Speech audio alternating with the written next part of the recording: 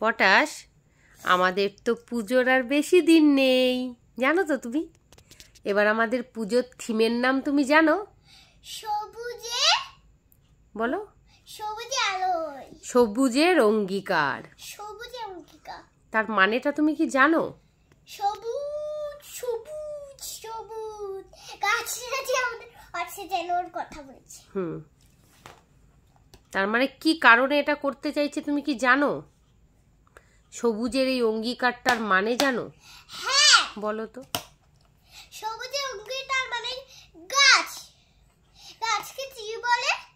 ইংলিশে ট্রিটাকে যদি আমরা কেটে ফেলি সব সময় সেখানে গাছ ট্রি উঠবে, ওখানে যদি আমরা কোদাল দিয়ে কাঁচি দিয়ে কেটে ফেলি তাহলে এটা ভাল লাগে?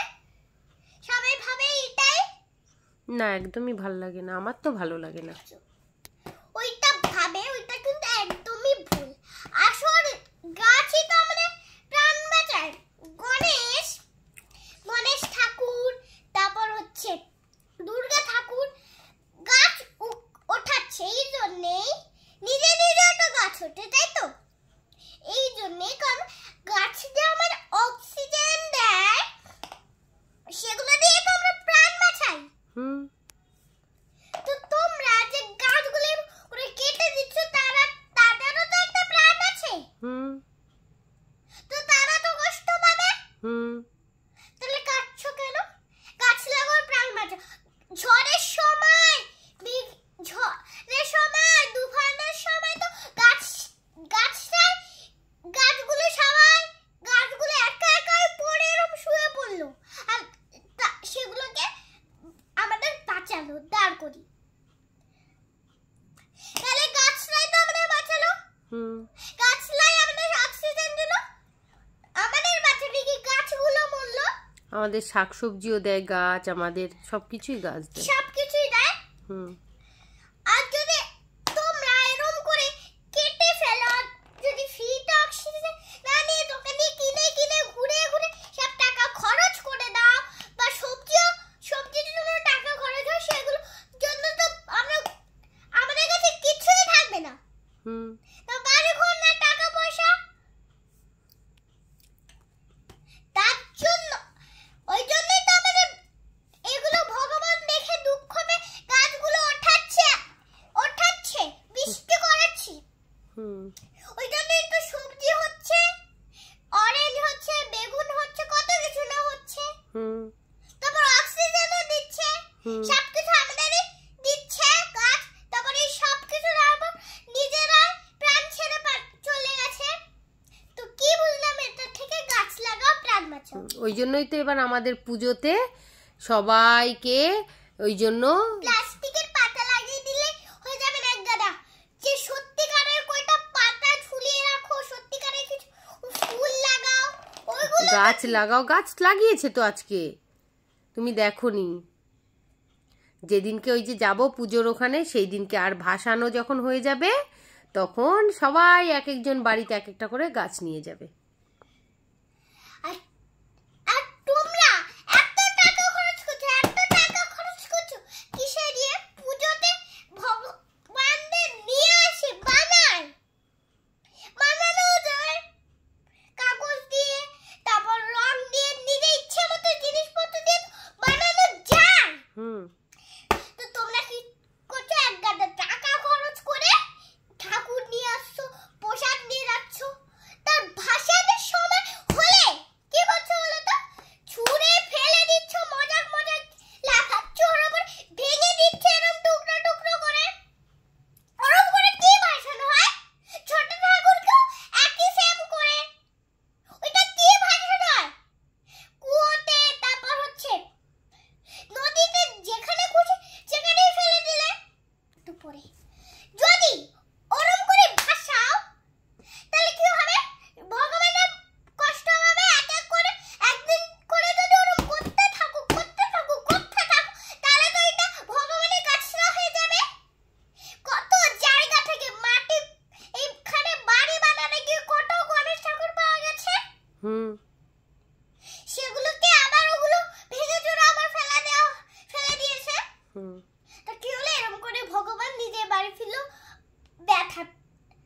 লাগিয়ে।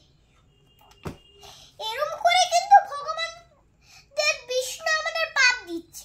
ওই জন্যই তো আমাদের এত বাজে বাজে হালাত হচ্ছে। আর ওর থেকে বেশি গরিব মানুষরা কত হোস্টেলে কত গরিব মানুষরা এর জন্য না খেয়ে মরে যাচ্ছে। তাদের জন্য কিছু করতে পারলে না, সেই টাকাগুলো এই পুজোটা নষ্ট করেছো, ওগুলো দিয়ে তো কিছু একটা কিনে দিতে পারো তাদেরকে, জামা প্যান্ট, ওইটুকু একটু করতে পারলে না। করি তো বাবা, আমি তো গরিবদের জামা প্যান্ট দিই, রাস্তায় কেউ চাইলে আমি খাবার কিনে দিই, তুমিও তো দাও। তাহলে পুজো কমিটিকে বলবো, আমরা বলবো আমরা সবকিছু করব, সব লোক কি আরাম করে বসে থাকবে না? ওদেরকে বলবো যে এবার থেকে ছোট্ট একটা ঠাকুর কাগজে, তুমি তাহলে আগের বছর থেকে কাগজ দিয়ে ঠাকুর বানিয়ে রং করে দিতে পারবে তো? তাহলে ওটাতেই পুজো হবে, আর যে টাকাটা উঠবে সেটা যত গরিব, একটা ছোট ঠাকুরকেও সেম করে ভেঙে চুরে ফেল। আর একটা আমি কি একটা লোক এত ভালো, এত ভালো, এত ভালো, এত ভালো, এত ভালো, এত ভালো যে ছোট্ট একটা। তুমি এত রেগে যাচ্ছ কেন? দাঁড়াও, তুমি এত রেগে যাচ্ছ কেন? আগে মাথাটা ঠান্ডা করো, দাঁড়াও, আমার কথাটা শোনো, তুমি আগে মাথাটা ঠান্ডা করো। বড় মেশিন, হ্যাঁ ঠিক আছে, মাথাটা কুল। আমি আজকে পাপা এলে বলবো যে এরপরে মাটির ঠাকুর, দাঁড়াও আমাকে শেষ করতে দাও, মাটির ঠাকুর বানিয়ে অত টাকা খরচ করা যাবে না।